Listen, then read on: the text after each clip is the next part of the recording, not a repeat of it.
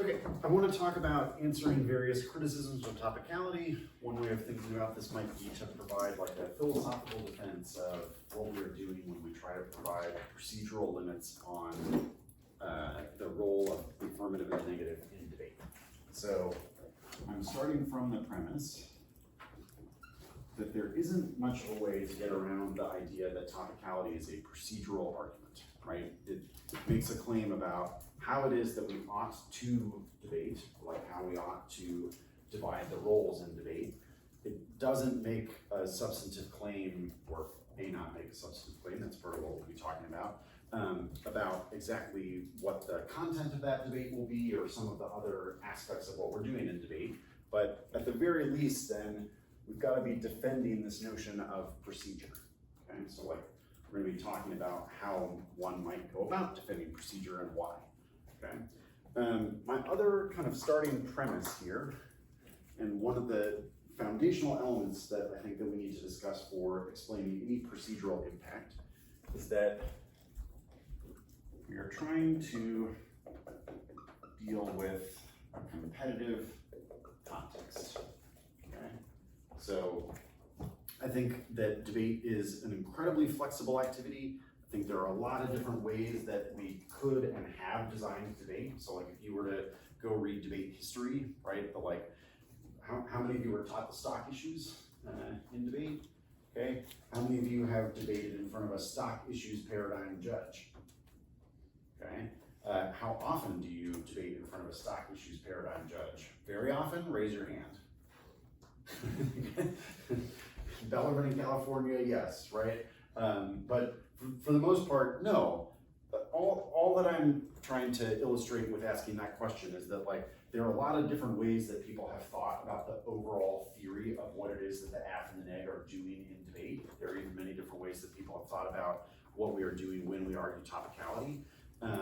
And at the same time, in all of those situations, we have been dealing with a competitive context, right? Meaning that the thing that you can't really get away from in debate is that you are designing what we are doing when we compete, okay? And this is the reason that I say that this is kind of a foundational premise in this area is that means that we are designing procedures for competition.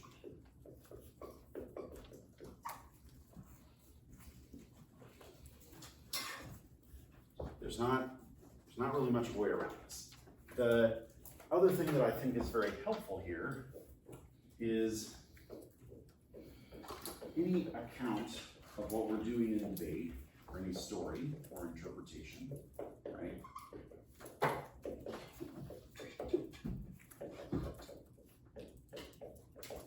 Must explain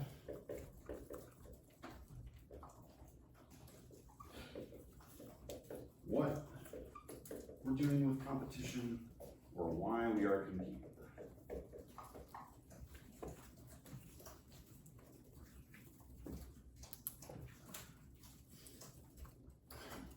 The other thing that I will note just at the top of this conversation is I'm trying to present what I think of as a like robust philosophical defense of topicality and the impact of topicality.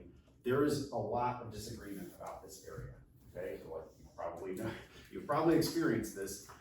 That is the thing that is maybe the most different about the contemporary debate context versus even 10 years ago and certainly 20 years ago, is the kind of normative agreement about what we are arguing about when we argue topicality, or that topicality is a core normative premise in debate. Like, that is the thing that is the most fractured. Meaning, you are debating in front of a number of judges who have been trained to think about, and themselves like write and give decisions about debates that are really different in terms of their relationship to topicality. So like, you should not take my arguments as a template for I think that I can make suggestions about trying to argue in front of a number of different styles of judging, but like, I don't want you to walk out of this elective thinking that there's one correct way to think about how to explain topicality, and if I just do that very well every time, I would win every one of my tea debates, because that's not really an accurate depiction of our contemporary debate context. I do think there are arguments from the defense that I will present that are relevant to essentially every potential defense of topicality or potential reason for voting on topicality. But like, I wouldn't think of this as I have to perfect the one way to explain it, and if I do that, then I'm in great shape, okay? Because this is the place where there is maybe the most significant disagreement over how to explain the argument in contemporary debate. Like, framework is a close cousin, okay? Speaking of which, I am using the language of topicality rather than the language of framework. Anybody want to take a stab at why?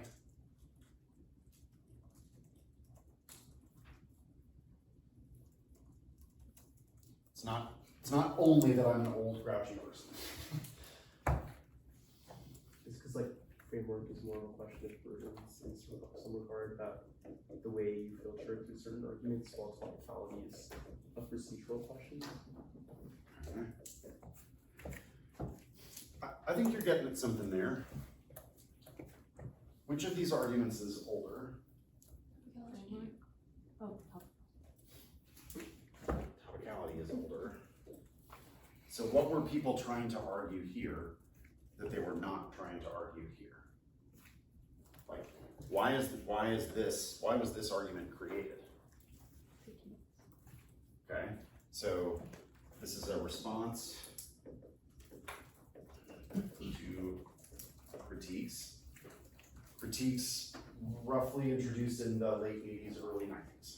Okay, so like they're a pretty, I know that probably feels increasingly old, but like in comparison to something like the stock issues, critiques are still a relatively young issue in debate. It's part of the reason that there is a lot of divergence and like clash over the interpretation of what those arguments do and why. Okay, because there is less of a consensus that has developed over time when using the terminology of those arguments. What was this argument an attempt to do initially? Do people know which side it appeared on first? I'm guessing the affirmative. Yeah, okay, so like K's start on the neg, framework starts on the half. What were people trying to do with that argument?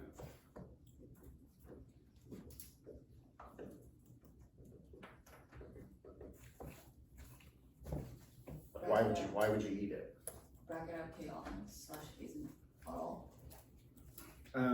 Yeah, so, I would say limit negative K options. Just like provide some, this is a procedural argument on the half about what the neg gets to do. Okay, that's where this starts. Why would it be relevant in kind of why I keep talking about topicality but not this? Given some of that context, any more of a guess for why I would try and keep those terms separate? This used to be an extreme pet peeve of mine for like, when arguing in front of me, only use this terminology, not this one. Sort of lost that rhetorical battle, but I do want to talk about it in terms of thinking about what it is that you're explaining when you explain T. Yeah. Topicality is a question of the resolution. Like it determines what is, can, and cannot be introduced on the app.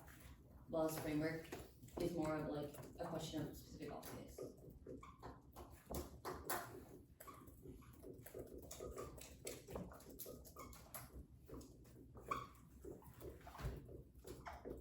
Yeah, I'd kind of phrase it as topicality. What can the AF introduce and when?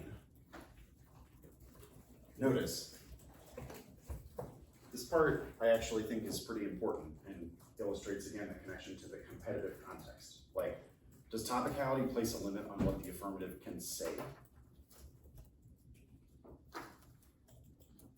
Like when you're making a procedural argument, are you making the claim that the affirmative can only say certain things? Yeah. You say yes, you say no. Okay, Fiona, give me the yes, and then Lane, give me the no. I mean, in the sense that you're limiting out specifically, like, they have to be with regards to whatever you define the resolution as. So, like, obviously, you can't just say the app can't, like, talk about pancakes or whatever, which indicates you are limiting out what they say. I guess, okay, Lane, give me the no. It's only limiting out of what you can say to win. So, like, you could say, just talk about pancakes for 8 minutes in the 1AC, but you wouldn't be able to win on that.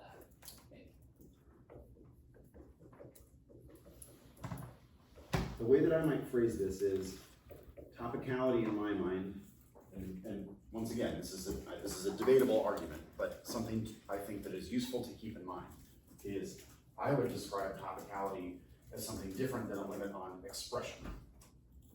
Okay? What is a limit on, give me an example of a limit on expression. Gag order, or like Okay. an NDA. Right, like here are things that you literally cannot say, right? You are legally bound or prohibited from saying them, right? Or you face potential criminal or civil liability for doing so, right? It's like, these are things that you cannot say, right?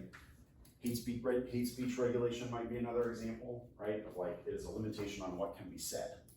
It's a limitation on expression, as in, there are some exceptions to, like, this comes up a lot in First Amendment jurisprudence and questions are like, are there any possible limits on expression that are okay? Okay. Why, okay, so then, Fiona, I think, like, I take your point, which is that we use the word say, like, I was trying to get very specifically at, is it a limit on what they can say, rather than a limit on what the AF can win for, in the sense that, like, I think it's actually pretty important that topicality is not doing this, or it is useful to argue that topicality is not a limit on expression, because many criticisms of procedure oftentimes take their analogy on the basis that essentially topicality is a limit on the substance of what can be said, as opposed to a procedural argument about who can win on what, okay? So like, to me, that is a difference, but that is an important difference between trying to explain a procedural limit, right, on affirmation versus an expressive limit on debate.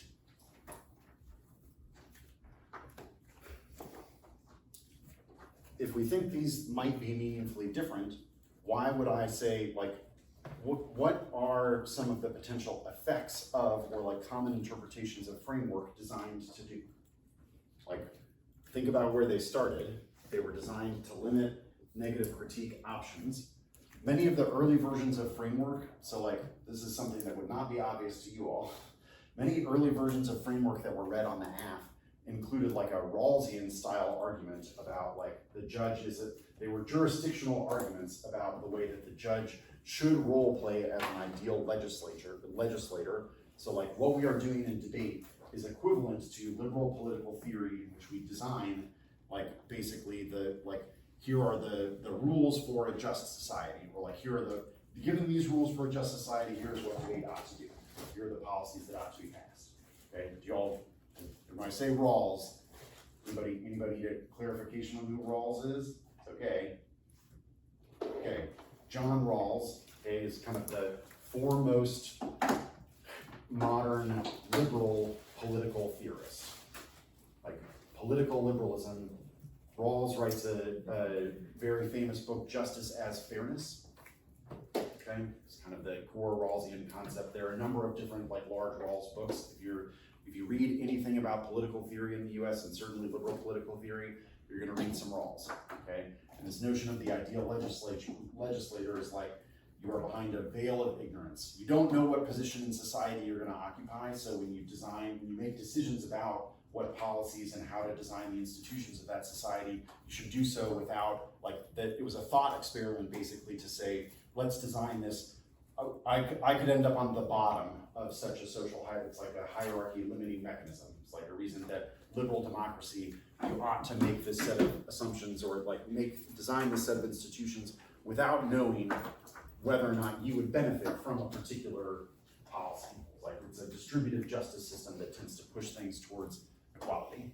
Anyway, for our purposes here, okay, that is in some ways a substantive limit. It's not necessarily a limit on expression, but what limit is this designed to achieve in most contexts? So like now that this has become a negative, the name for the negative procedural argument, what is the negative oftentimes attempting to achieve here? The AF2. It's like, do people read similar framework interpretations on the AF in the 2AC, on the neg in the 1NC? They're trying to achieve the same thing? Okay, what do you think they're trying to achieve that is different?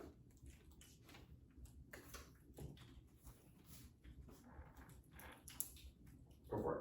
Well, I think if we've established that topicality is not a limit on expression, maybe framework is a limit on expression. Okay, in what way might you say that it is a limit on expression? Well, I don't know about like really old framework interps, but I'm assuming they were just like not allowed to read X critique or like a certain establish a condition that would prevent X critique from being read. Okay, here's my pushback on it, and I know I set it up in such a way that it might seem like, oh, we're just gonna argue that framework is a limit on expression. When a team makes a framework argument, is it once again like, well, they shouldn't be allowed to say this out loud? I think probably not, okay, it'd be pretty extreme. Are there differences between, like, if we say that the affirmative must read something that is topical, okay? Does that explain how the judge needs to evaluate the debate? Okay, you're shaking your head, so like, once again, using that debate historical example, topicality is an argument that has crossed a bunch of different debate paradigms. Meaning, the procedure of topicality is different from proposing how it is that the affirmative, and then like how the affirmative would win a debate is very different from whether or not the affirmative is topical, okay? So like in the stock issues paradigm, for example, does the neg need to win offense? No, the neg does not need to win offense, right? The neg could win on no solvency. Like you have not met your burden of solvency as the affirmative. It's a prima facie burden. That's legal language, by the way. We'll get to that in terms of procedure in a minute. That's legal language. It's like you haven't met your burden, so you don't win, right? In policy making as a paradigm for debate, does the neg need to win offense? Most likely. Almost certainly, right? Like you could win, the neg can win on presumption, but in most policymaking paradigms, that is extremely rare, right? The neg essentially needs to win offense. It must be disadvantageous to do the plan, not merely like not meeting the burden of solvency, harm, or significance. Does that make sense? So like, if topicality is common to those paradigms, but substantively we would decide the debate very differently given those paradigms, that should tell us something about topicality's flexibility in terms of how it is that you would go about resolving a debate. I want someone to make the leap then I'm making that in comparison between stock issues and policymaking. And you're like, I'm here to discuss critiques of topicality. Why are we talking about the stock issues? Oh my God, this is too old, okay? Somebody make the logical leap for me of why it would be that if topicality has some flexibility with regards to how we would decide a debate, that might mean that it has a meaningful difference from framework in terms of explaining what the affirmative gets to do. So like, when we set a limit with topicality, what limits are we setting? Somebody make that connection for me. Like, if topicality can coexist with the stock issues, it could coexist with hypo testing, it could coexist with policy making, what would be the version of that in terms of a paradigm that includes critiques?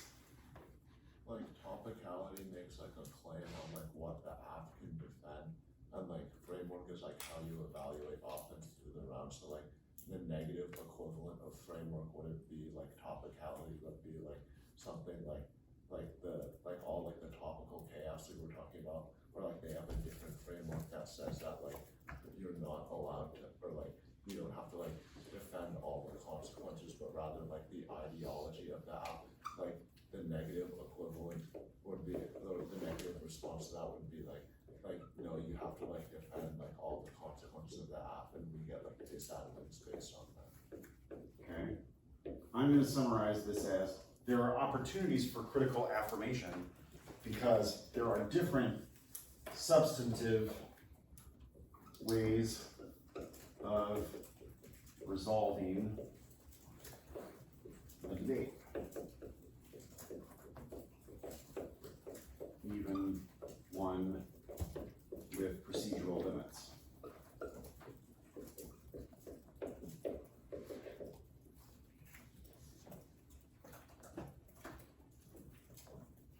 Meaning, much of the offense, okay, so let's say the framework interpretation is something like, give me a common framework interpretation that is read on the AF versus a critique that is oftentimes then also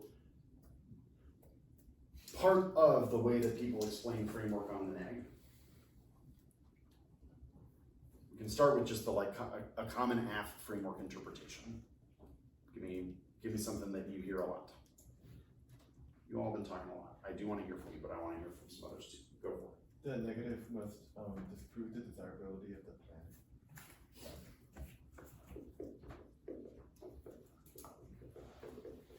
What's different about that? Like, what does that add, right? Do we agree that negative must disprove the desirability of the plan is somewhat different than the what the affirmative can introduce? What's different here then? What's changed? Burden on negative. It's a burden on the negative. Yeah. So what does the neg have to do here? It already presumes the app is legit, which means that just reshaping it to the app is a bad idea, or not a good idea, as opposed to the app should never have been introduced in the first place. Okay. Is this compatible with the stock issues paradigm? No, right? This is an argument that the neg needs to win. You could phrase this differently as the neg must win an offensive argument, right? That's why it's an argument about desirability and the comparison of the plan to this. There are a number of things that are implied by this framework in terms of how the judge evaluates the debate, right?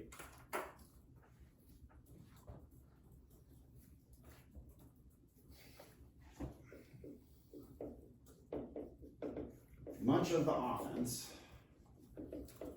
the app tries to generate against topicality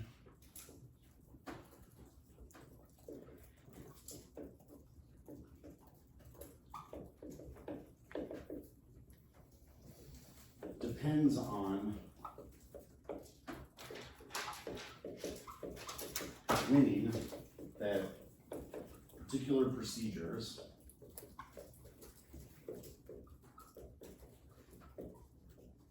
are also substantive commitments.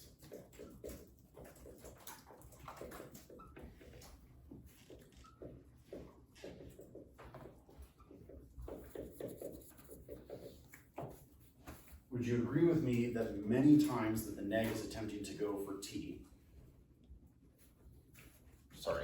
many times that the neg attempts to go for T, but both sides label the argument framework, would you agree that both sides are explaining many of their arguments as though topicality, or the framework, is equivalent to debate should have a policy-making paradigm for making decisions?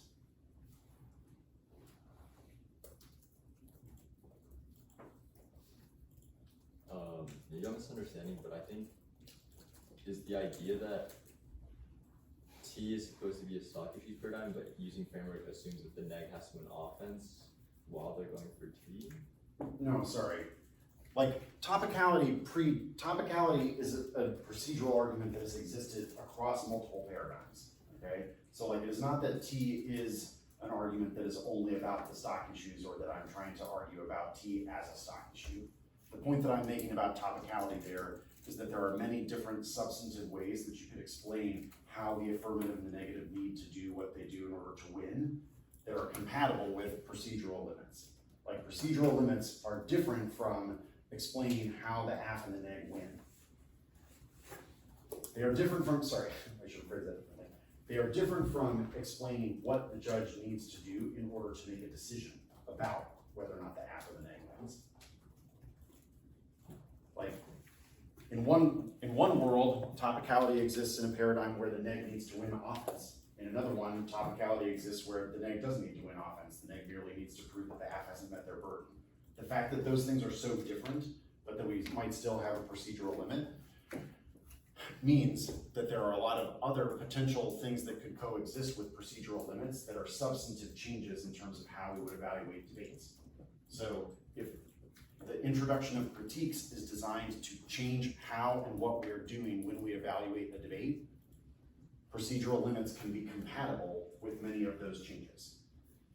Meaning, a lot of the offense that AF attempts to generate versus topicality is dependent upon treating it as though topicality has a very specific vision for how a debate will be judged, when in fact, it maybe doesn't. Like, trying to separate those two things, I think, is actually to the advantage of the neg. Whereas many negs, when I see explain their topicality, their framework arguments, they try to put those two things together. They basically are arguing for a version of planned focus.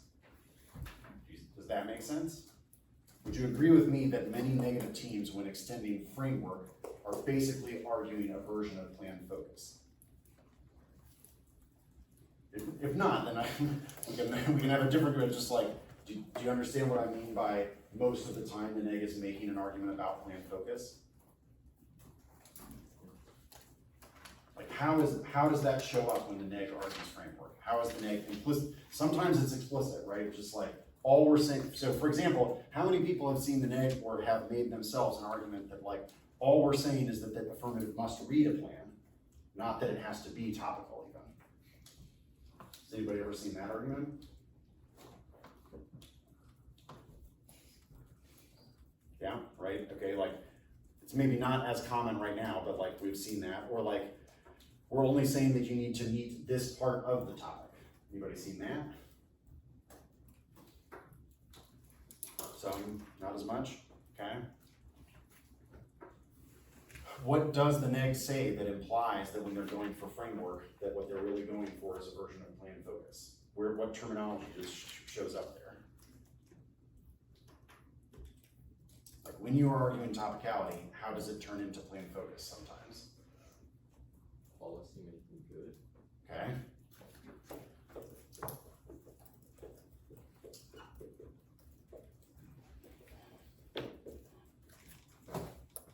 This is an argument about what it is that we should be thinking about that the affirmative is doing. As in, we should apply a paradigm of policy making to how we judge the debate, right? It's like the judge is a policy maker. They need to evaluate the desirability of the plan. Do we see how we've turned our topicality argument into a framework argument? Because policy making is a paradigm for evaluating debates. Topicality is not the same thing as policy making. How often does okay, so that's one, that's a very good example. What's another example of the way in which the neg uses terminology that kind of makes a substantive commitment to how the debate should be evaluated when they're arguing framework?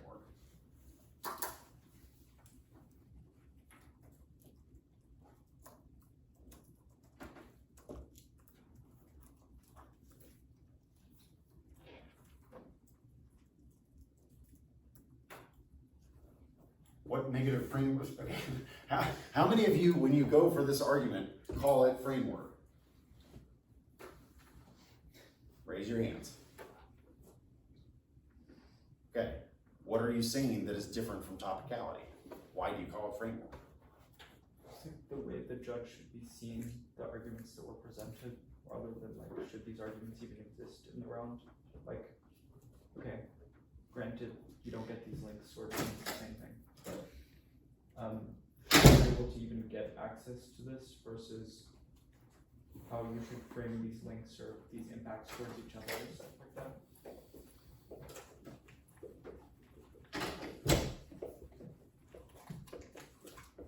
Right? Part of the policy-making paradigm there is we're using uniqueness as our primary criterion for any negative argument, right? And for any AF argument too. Any other ways that we think that we might be making some commitments to planned focus via topicality, via framework?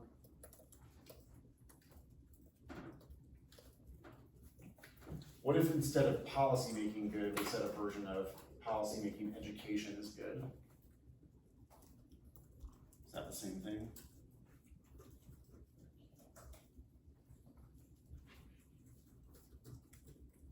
I guess a lot of office clash, but the teams will go for sort of like that often or clash. Teams will go for as representative of like the education argument, like Okay. Clash. Is clash an argument about how the judge should evaluate the debate?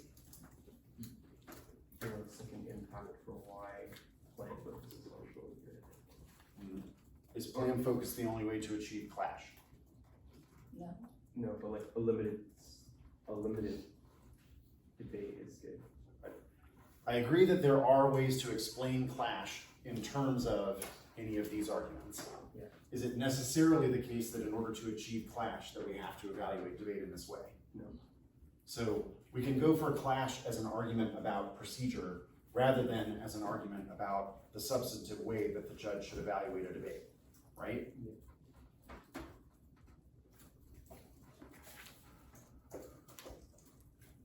What other language is connected to procedure that doesn't require explaining the substantive way of deciding the debate? Fairness? Yeah.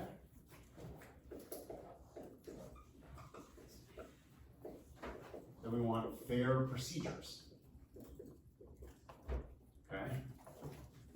You see how, like, there are a set of arguments when extending framework as topicality as framework is where I'm really, I know I keep I keep blending these terms at the same time that I'm trying to say that we should keep them separate, right? There is a version of making them that basically puts the burden a good bit higher and or explains a more detailed vision for what debate is supposed to be, okay?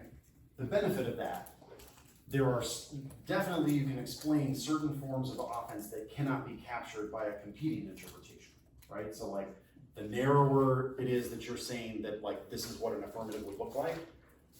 Also, because that vision is very specific, right? Because it is narrow, there's a lot of offense that might arise out of that version of debate that doesn't arise out of others, right?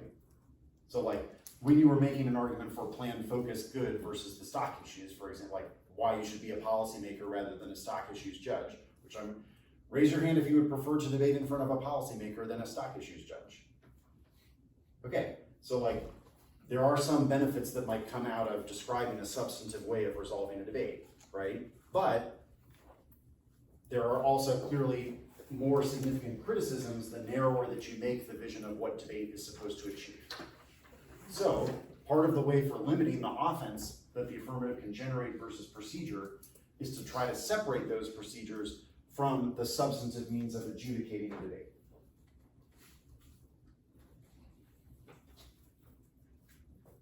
My defense of proceduralism that I'm suggesting tries as much as possible to say that our procedures do not make substantive commitments, basically about how we think that debates could be judged.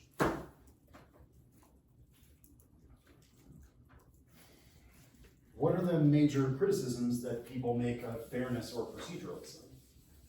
I assume that this is some of what you were here to hear about, answering, so I want to talk about some of these through this lens. It applies to different people differently. Like fairness is a sliding scale type arguments, or on proceduralism, like some people will be able to access more arguments because they can just research more and have more coaching. Proceduralism is false neutrality, right? So like, there are unfair inputs or background.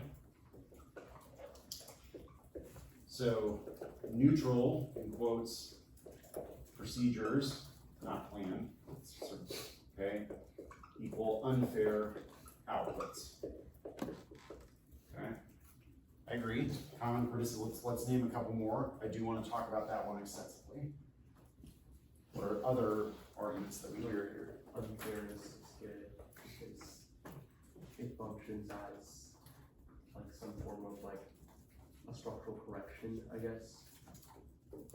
Like I think there's that one piece of evidence, like a study of a monopoly game. I'm not forgetting the name of the author.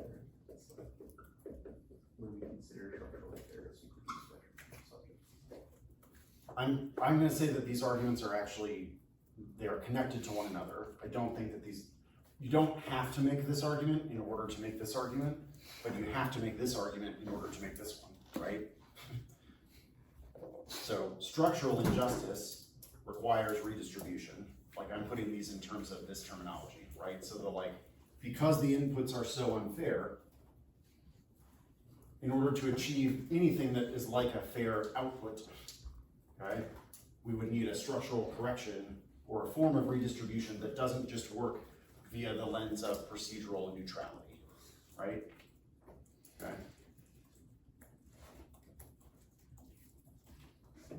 keep going.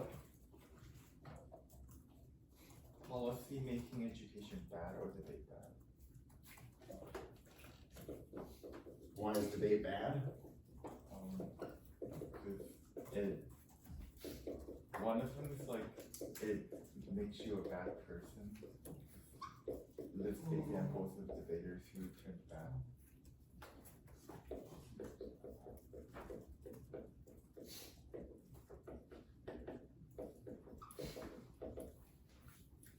Any other warrants that we've heard for that one? Like patriarchy, like communicative decline, or purity cannibalism type stuff.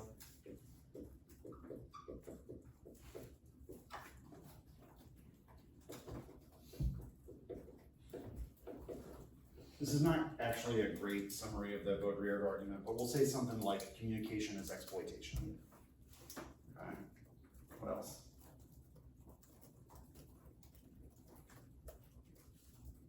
Debate is bad because education, like, if we're not researching critically, then like, it's bad or whatever, like, separate formation.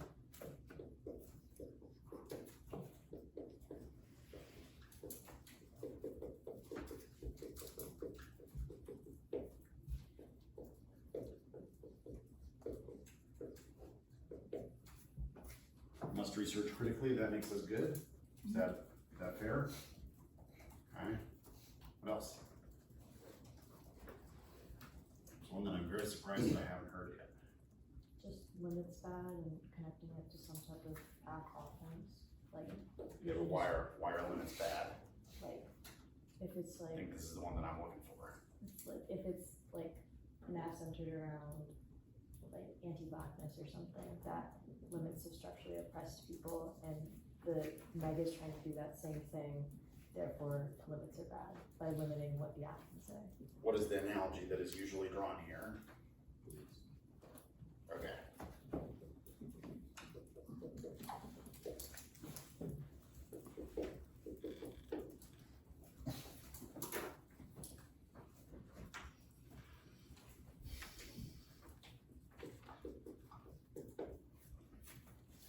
Okay. Are we reasonably confident in our list here? Like, there are other arguments that could be made, but like, does this give us a pretty good survey? Are these the arguments that people are having difficulty responding to? Like, when you signed up based on this elected description, are these the arguments that you expected to answer? I feel like when like we write it like that on the page, it looks very intuitive to like say like fairness or like clash or whatever outweighs. But like the way people articulate it and like the way that like they insert random buzzwords makes it like quite confusing. Okay, so isn't part of our task then to like try to find some categories that help us explain what we're trying to, like, I understand the tactical dilemma you're describing, which is that this is not necessarily the way that this 2AC will be presented. Yeah, okay. The 2AC can be presented in a lot of different ways. Do you agree that if we answer this set of arguments, we will likely have answered most of what many of the 2ACs that you're concerned about debating include? Okay, so like, part of our task then would be to try and explain to you, like, notice I've used some different terminology here, right? Part of what we're gonna try and explain then is like, the bridging between these terminologies is also rather difficult, but like, we'll try and do that for a minute, okay? In part because I think that oftentimes the terminology of proceduralism is pretty impoverished in debate. Like, we don't have a great notion of how to describe why or what we're doing in terms of competition and procedure. So that's I'm gonna try, you tell me when we get to answering some of these whether or not you're satisfied on, I can give a speech on this that, you know, can compete with some of the 2ACs that you're answering. Is that fair? You know, I feel like there's also like and maybe this is just a subset of debate bad, but like there's topic bad as well. In terms of like, yeah. is that different than this? It's broader, I think? Or narrower, well, whatever. It's like, it's some sense of set or something, and it doesn't know what, if that makes sense. intellectual property is bad. Mhm. Okay. I see these as very closely related, but I take your point that like, in theory, you could win some arguments about this, but lose some arguments about that. So that's worth having up there. Elliot and Alina, you all were chatting about something. Can I clarify something? Oh, I was just curious what it said next to inputs. Is that background or? Yeah. Okay. Sorry, yeah, if you can't read my weirdo all caps handwriting at some point, please let me know. Okay. So, what is the goal if we're trying to distribute things so that there is greater level of equality in distribution, not this kind of false neutral thing? Can somebody analogize that in debate? Look at it this way. How many times have you asked a cross-ex question about what the end point of this goal is? Like what the goal is here? Instead of arguing our impact outweighs, have you asked about what it means to solve this impact? I'm suspecting that most of you say that this impact is unsolvable. The ballot can't solve that, so like it is irrelevant. What problem do you run into with that argument?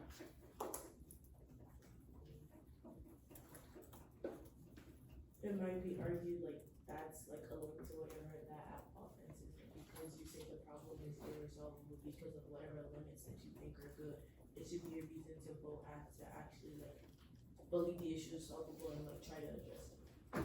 Right, to some degree, highlighting that this impact can feel irresolvable. There's a fair amount of evidence / it is easy to give a rhetorical presentation about like, if we just treat this as a totally insoluble problem, that is the problem, right? It's like treating issues of structural injustice as insoluble, like that is a premise that we should never accept. Would you agree that there are a number of cards that make that argument powerfully? Did this change if they're reading like a pessimist? The reason that I haven't talked about any of this in terms of like pessimism is that while there are some specific ways in which pessimism and proceduralism clash that are maybe worth getting into, I am more interested in talking about like how we get to some of the stuff that is about what debate is, an interpretation of debate. Like, should we have a procedural limit on what the app can do, yes or no? So that's why I'm not talking about answering the like this specific iteration or justification for this argument, but instead treating these basically as large groupings that could be argued from a variety of different critical perspectives. It is worth considering some of the specific answers, but I'm not starting from the perspective that we are answering an argument about ontological anti-blackness.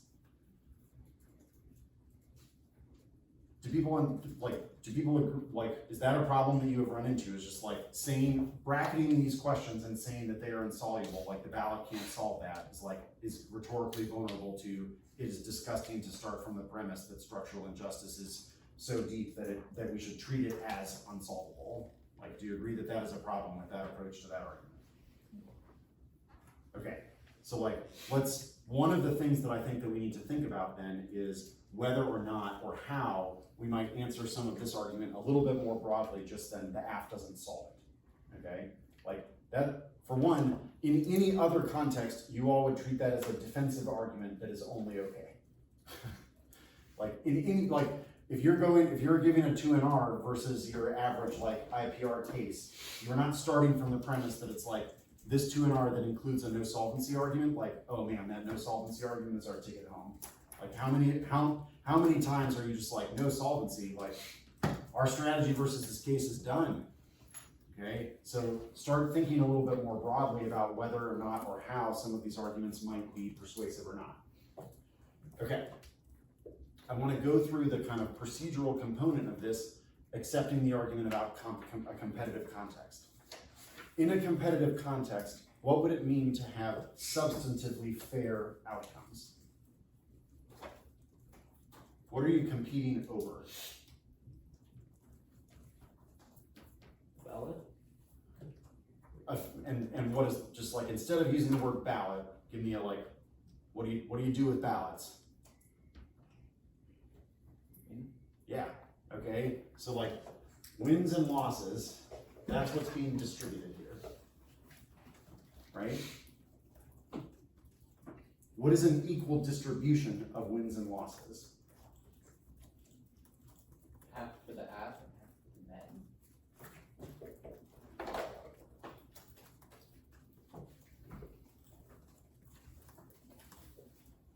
What is the problem with this? Skill, like, yes, there are half app rounds, half neg rounds, but obviously some debaters are gonna be better, some apps are gonna be better, like, it's not possible. What do you mean it's not possible? We'll have a tournament and we'll assign it so that everybody wins 50% of the time. Your record is the same no matter what. It's not impossible. It sort of defeats the competitive context of debate if everyone always is guaranteed a 50-50 Okay. loss rate. So like some versions of, we don't necessarily want substantively completely equal outcomes. Because when we are using a competitive mechanism, we have to some degree accepted that part of what we are doing is trying to display like excellence, merit, etc. Right? Like those are not the words that I would use here, and it sort of illustrates why this set of criticisms I think is can be relatively powerful and persuasive, because we live in a society with a lot of this, right? And most of the analogies here, okay, where we have used procedural language in our society, and the language that debate generates draws a lot on the courts and the law. Do you all agree that there are many persuasive criticisms of our legal and judicial system in terms of its outcomes? They are very good. Part of what we want to do then is to break the analogy, even though we are using procedure and some notion of proceduralism is connected to those institutions, we want to break the analogy between those institutions and what debate is attempting to achieve. Does that make sense? What is different, and I guess in your minds, what is different about what the court system is attempting to achieve and what we are attempting to achieve in debate? Well, in an ideal world, the court system should be focused on giving that sort of, like, solving structural injustice and being fair, whereas in debate, the end goal is to win, it's to be competitive, it's to see how you do. Okay, so what is being distributed by the courts? Money? Clear systems of arbitration. Jail time? Injunctions? We'll put it at money in jail for the time being. How are these stakes different? One, a lot bigger, like a win or a loss in a debate round matters a lot more than spending jail time, or less. Yep.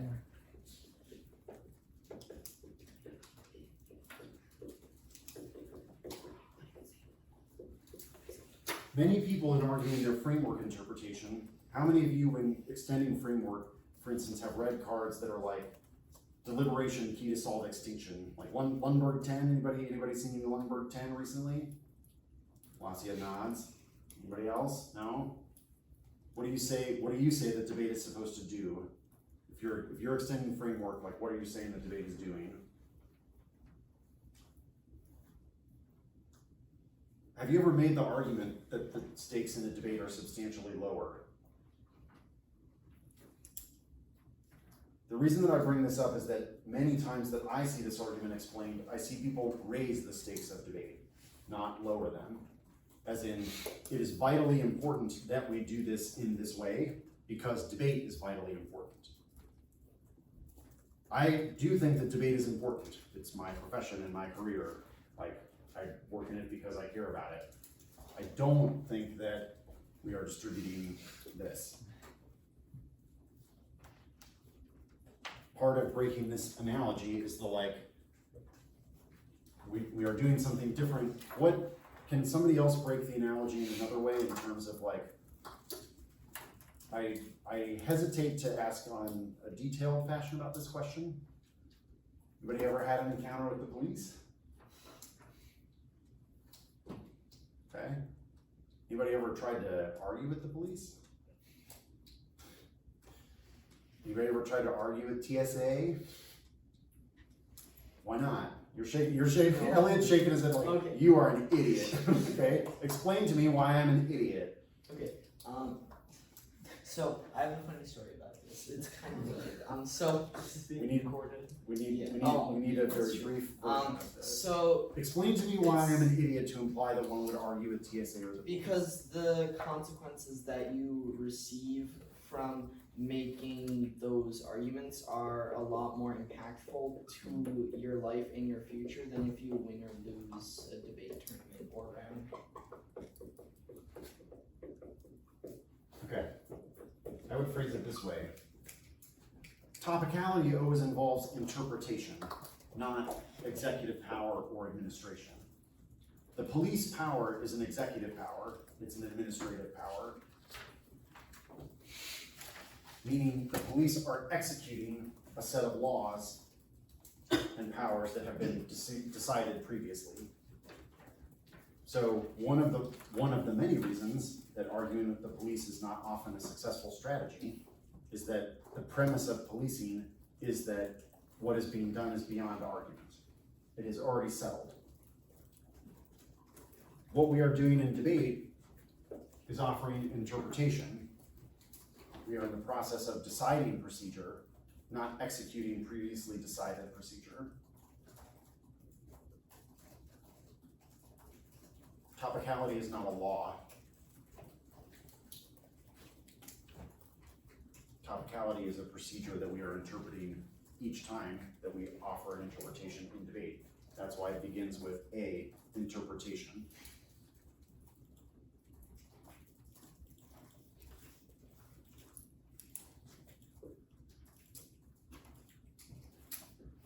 If our interpretation does not provide a substantive way that the judge will decide a debate, i.e., you could explain the role of the plan or the impact comparison that goes along with reading a topical affirmative, like we are allowed to change impact comparison, we are allowed to change evidence, we are allowed to change basic debate paradigms about how it is that we make a decision. If all of those things are possible with the procedural limits that are proposed by Topicality, okay, one of which is up here, okay? Explain to me how that applies to a large category of this set of arguments. Which arguments does that matter for? Leasing stuff. Like if Okay, why? in a world where we're just interpreting, or because executive stuff is based on stuff that's previously been decided, and here where the interpretation, the counter interpretation is us deciding what should be in a round. It's not enforcing like a punishment. It's more deciding what should be considered, not really considered, what should even be allowed to be in the round. Okay. Allowed to be in the round is language. It's like, remember, Probably it's, like, right? It's yeah. easy to, you see how it's like, it is extremely easy to lapse into language that suggests that basically what we are deciding is a framework, not necessarily we are deciding what the affirmative gets to introduce and when, right? But like, do you see why I would think that maintaining that distinction then is really, if we're trying to no-link some of these offensive arguments, we need to be very rigorous in how we explain what it is that we are trying to achieve, okay? I was gonna say, and I'm doing this mostly for time reasons, because we gotta speed up a little bit to get to the end here, okay? We have to research critical perspectives. Learning only a policy-making paradigm produces people who might do evil things, and here are prior examples of debaters who have done evil stuff. Will we research those under this interpretation of topicality, rather than, for instance, disprove the desirability of the plan, or links must be unique to the plan, or some of those other substantive commitments to deciding a debate? Will we research the different perspectives here under the one, under our topicality interpretation? Will the teams be incentivized to do that research?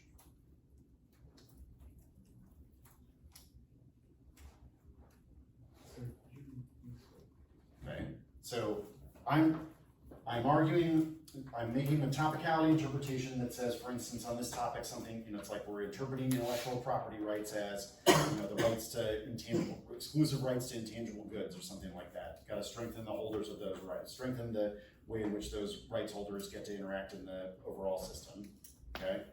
Have I, under such a model where I have not made a decision, for instance, about whether or not we are adopting a policy-making paradigm for deciding the debate, would it make sense for you as a researcher who knows you will be both affirmative and on the negative at the next tournament, would you be incentivized to do research in some of the various critical areas that are connected to IPR?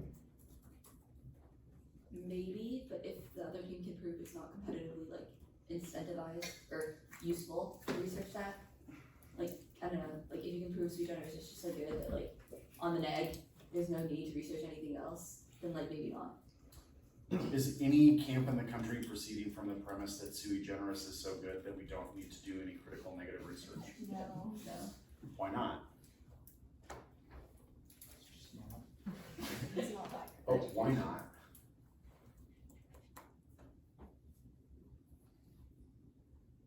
Because there's competitive value and strategic value. Like, are many of these other arguments potentially good strategies? Have we learned that by reading about those areas?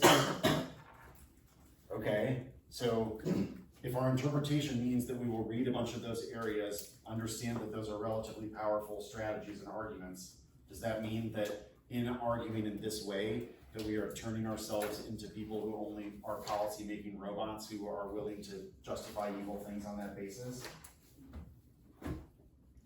Like, part of the idea here is that procedurally limited debate is basically only designed to make sure that teams understand what it is that they ought to do in research, okay? Like, there's a reason that our procedures are very heavily research-focused.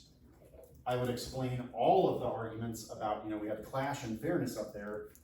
I would describe primarily those arguments in terms of research burdens. What do both sides have to research in order to have a reasonable expectation that they would win?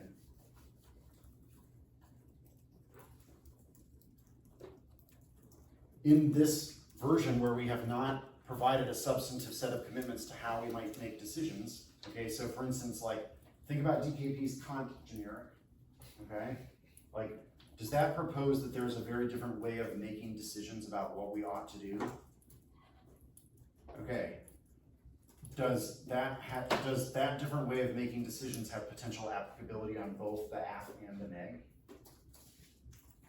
So when we are researching this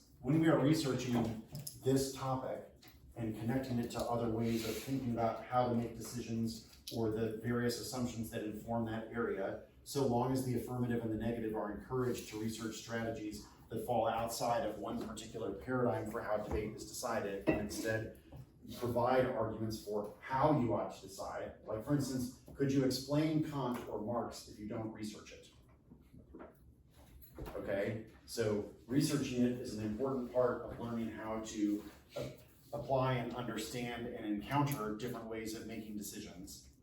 So in a world where we are encouraged to do that, no matter which, because we don't know which side we will be, right? So is topicality side agnostic?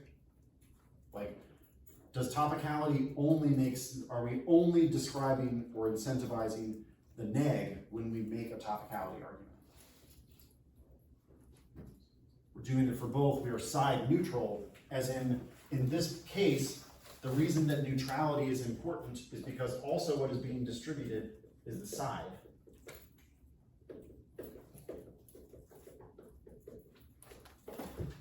Or the role of being affirmative or negative.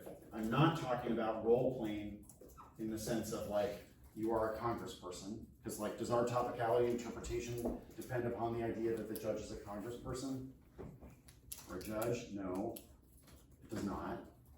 So when I say role here, I mean it is distributing the role of affirmative and negative internal to the procedures of the debate. What changes about the role of the negative if we don't have topicality?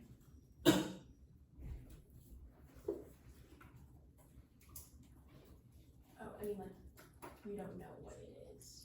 Like- necessarily, like, you know it's to rejoin the AF, I suppose, because it's debate, but you don't know what conditions you have to meet in order to like win. Okay, so what are the decisions that I would make about, if I approach the Dartmouth Library and I say, we will debate, Like about what is what I would say. okay? How big is the Dartmouth Library, Like too big for no. right? Like, part of being, I hope part of encountering a college library, some of you may already have been familiar and encountered one before, is like, at least when the first time I went to debate camp and I walked into the Cal library, right, instead of my local library or my high school library, I was like, holy shit, the section of Russian language books in this library is larger than any library that I have ever seen, right? We agree that research is an extremely large task, okay? So part of, like, I rarely hear these arguments explained or impacted in terms of what we are doing here for research. Like, part of the way to describe why procedural fairness could or should matter is trying to concretely explain what it is that we are doing when we prepare for a tournament or when we prepare for a season, right? The many counter interpretations or counter examples that basically attempt to achieve some particular substantive outcome, okay? We want to compare that substantive outcome to whether or not the competitive context that we are operating in and the fact that we know that we will be both affirmative and negative means that what we're looking to do is provide a set of procedural constraints that give us an idea of what we would be doing in each of those roles. That's my basic explanation then to like loop this all back to the proceduralism competitive context. Okay? Instead of this cannot be solved, okay? This is not desirable in terms of the outcome of tournaments. I guess when you're like comparing the impact of procedural fairness to like structural unfairness, I guess, what do you think the best way to go about that is? Because I mean, like, I know one argument, I guess, is like, oh, procedural fairness or procedural unfairness, I guess, is the only impact that the ballot itself can like actually resolve. You can be unfair to people. You can't make everybody else behave in a way that is fair. Okay. Well, in order to win that this would be a desirable procedure, do we need to win that to win that this is a desirable procedure, do we need to win that everybody will follow it at all times? Or do we need to win that it is desirable to follow it? That it's desirable to follow. So like, honestly, if you were to go look at that Kant generic, I'm not saying that we're like going for Kant or whatever, but just like a procedural impact isn't a consequentialist one. Like, that's why it affects the procedure, it doesn't look at the outcome. Okay, so if it's not looking at the outcome, then this, can the ballot resolve it in each circumstance, is not a relevant question. It does not need to in order for it to be desirable to vote for a procedure. Comparing it to the structural injustices in our society, okay, the one offensive argument up here that I have not dealt with, and Roger kind of raised some of these issues in terms of like, why aren't we talking about specifically answering pessimism? Like, I had some different reasons for that, because it's like, I think that you need to learn how to answer that argument in a way that is detached from a bunch of this stuff. Like, it's a separate conversation, even though it is related, okay? The other thing I would say is, I would start to try and cut some cards or explain some arguments about whether or not it is desirable to conceive of this in individualistic terms. Well, most of these are accounts of group harm.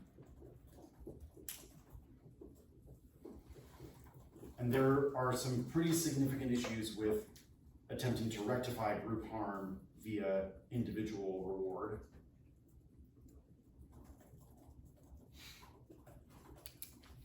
Like individual reward, I hear about it. Well, just most of these arguments, if you were to phrase them, part of one of the things that they share is they often criticize the premises of individualism, for example, right? So like, certainly, all of the arguments that Roger brought up that might be used to make this policing analogy are clearly criticisms of individualism, right?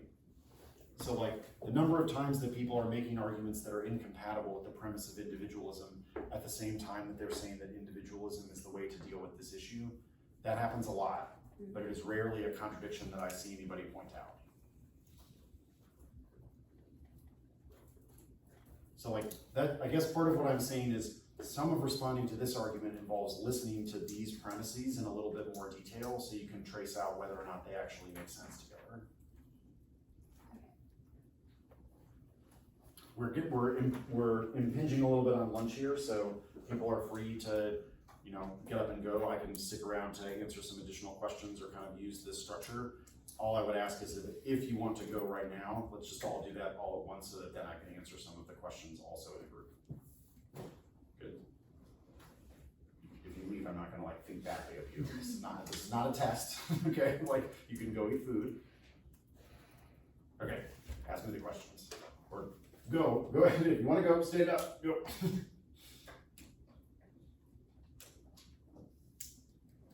Questions? Yeah. So how do you frame the procedural impacts if it's not tied to like the consequence? Is it that it's unfair or unjust because it fails to have a stasis point for research?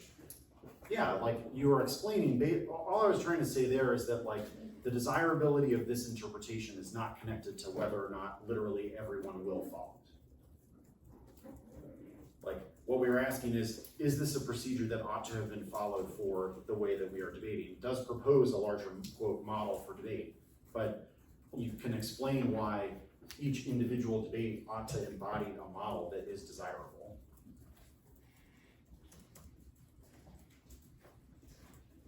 So like, the arguments do not depend upon solvency in the sense that like, yes, if a team chooses to read an aff that might not be topical under our interpretation, and another team, you know, chooses not to read topicality, right? So like, let's say that somebody reads the like copy left aff, and like somebody doesn't read topicality against that. The desirability of this procedure is not affected by whether or not people could have it. Like, this is the same reason that like, if someone were to respond to arguments about limits with there is ground, so like we had a debate, right? This is actually honestly a very, very, very old school versions of topicality, like back when topicality and the stock issue stuff was more common. It's like topicality was regarded as such a high stakes issue that there were even paradigms in which it's like, if the neg introduces topicality, then the judge just decides whether or not you are topical, and like the debate is over. Okay, so there are ways of thinking about this set of procedures that are very high stakes. I think that it is perfectly reasonable to say that like whether or not our interpretation is desirable isn't affected by whether or not it is literally applied to every single debate. Just because somebody didn't choose to read this interpretation versus one of those affirmatives, because this isn't a commentary on like, this is part of the like, this is not a commentary that it is, quote, not valuable to debate one of the arguments that is outside of the interpretation, right? Like, you aren't saying it would be bad to debate one of those other affirmatives. You are saying it is bad for the model of how we would research and distribute between the role of affirmative and negative. That's the like, it's not a limit on expression. We aren't saying that you shouldn't have said this out loud or that we couldn't have a productive debate about it. We're saying that this is not a useful way to procedurally organize the competitive context for debates. Does that difference seem reasonably persuasive? I guess when you're like articulating what like the judge in a particular round where you're going for topicality like should vote on, is it better to articulate it as in like this model is good versus like vote neg to resolve to like remedy an instance of procedural unfairness? I don't think that you want to describe voting negative as a remedy, because I think that gets a bit into that. Sure. Or like, like, for one, a couple of the very specific terms that you're asking about, I think are probably judge by judge. So like, I have left unstated here that just like, there are a whole bunch of people who want topicality, hold on. There are many people who want topicality to be impacted in terms of topic education.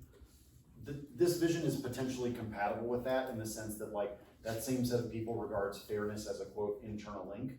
And so you would need to have an argument about topic education. Some of these other concerns are still present, but that like, this is kind of the way I caveated this stuff at the beginning. I'm not suggesting that the same language is useful for every single judge. I'm trying to explain philosophically how and why I would, you know, make some of the procedural arguments in the way that I'm describing. Does that make sense? Yeah. Lane? I don't know. Okay. Fiona? If it's true that you, like you said, your premise that it's just about what is desirable, doesn't that mean your presumption arguments on case no longer apply? Because like, even if the case can't solve, it's just a question of what is desirable. Topicality should not be dependent upon winning that the case does not solve. Yeah, I know, like, it's independent, but like, I'm just saying, like, can the opposites cross-apply? Like that same basic premise of like desirability in order to beat your presumption argument that I presume, in at least in that I block be advanced. I guess potentially, but doesn't that mean that they're conceding that your procedural impact does outweigh? That makes sense. Like, if what you are worried about losing on is that voting for topicality does not solve, then like, they could get that concession, but you could still go for topicality, and it's now easier to, like, they have conceded a premise that was important for you to win on this argument. The stuff about, like, how debate is intrinsically competitive, and the stuff about the, roles of the app and neg, what's, like, how do you articulate the impact and, like, how it, like, outweighs, like, subject formation or whatever, like, the app's gonna take? Well, like, what's the impact? Okay, so I guess I would talk about some of this stuff in more practical terms of like, is there any educational institution that we have yet designed that guarantees that people don't do evil stuff? Like, has humanity designed such an institution? I don't think so. Is our standard then, or our goal just to like, every person who is produced by this institution has to be, we have to agree that they're all good and that they all do the same thing? Like, I do not know of such an institution. I also, like, part of the substantive education arguments, we did not get into this a ton, but just like, part of the description of education as agreement sits uneasily with debate for me because I don't really understand education as a form of indoctrination. Like, it is not my hope that people show up to debate and know in advance, like, you all are not particularly far, hopefully, far along in your lives, okay? There is a long way to go. Debate is important for a way that a lot of people live out their future, but as part of the like lowering the stakes component, I don't really think that we're deciding this like, it's another version of this individualization thing. It's like, can I point to people who have done different things in debate and that I didn't like particularly trust as people, or like then they went on to do bad things? Yes, of course. Are those people somehow split along the ideological lines that we are arguing when we argue about critiques versus policy? No, absolutely not. And like cherry picking a bunch of those examples for people that for you all are like basically distant, like it's like, I heard in 2008 that so, it's like, why is that the way that we are arguing about what you all should argue about? I rarely hear that premise question of just like, that seems like a strange way to make a decision about what we are doing in debate, that we trade anecdotes about people that you all don't know. Like with the, I guess with the like competitive or like competitive nature of debate stuff, is it just that like without it, debate would just like not exist? Well, you're showing up to a tournament no matter what. It is the part of the premise of what we are all doing that is the least contestable. Why is it not contestable? Like, what happens? What's the impact if you contest it or like destroy it? Well, I guess like debate is good. what do you mean destroy it? You are participating in it. How is participating in debate destroyed? Showing up to win debates does not destroy debate. I can tell you that. Yeah, like the competitive like aspect of debate. Like why? Like I know it's intrinsic to debate, but Like what's the impact of it? Well, for one, if we wanted to do other versions of an educational institution, we have all of those versions that are not competitive in this way, or that don't use this set of procedures. You can go to the library and read without competing. So, in my version, part of what we are accounting for is like, why are we using an institution that has this set of premises? Like, why show up in front of a judge? Why have the judge make a decision between two teams?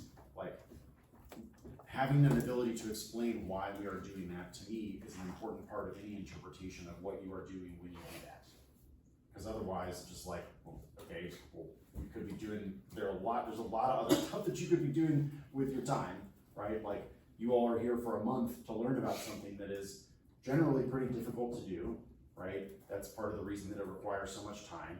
And I guess that I'm trying to justify to you, and I would hope that you could explain it in this way, it's just like, it's not that we couldn't do it in another way, it's that we're all showing up here to do it in a way that is competitive. So like, why would you try to explain it in a way that runs against every component of that? That is like, that it is a tournament, that it has elimination rounds, that it has judges. Like, how would you explain why we would use any of those features if those features are themselves undesirable?